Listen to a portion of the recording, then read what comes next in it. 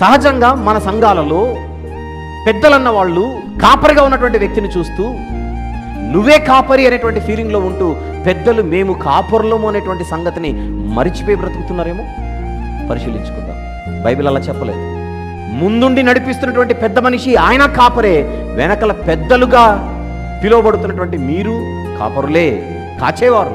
మా సంఘానికి ఒక పాస్టర్ గారు ఉన్నారండి, మరి మీరెవరండి? నేను జస్ట్ సంఘ పెద్దనండి అనడానికి వెళ్ళలేదు. సంఘ పెద్ద కూడా సంఘ కాపరే.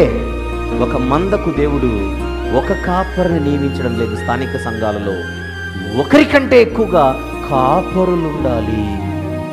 సంఘ పెద్దలే సంఘ కాపరులు, సంఘ కాపరులే సంఘ అధ్యక్షులు, ఆ సంఘ అధ్యక్షులే సంఘ నాయకులు. వారికి ఉన్నటువంటి బాధ్యత ఏంటి? వాక్యము బోధించి మందను మేపాలి.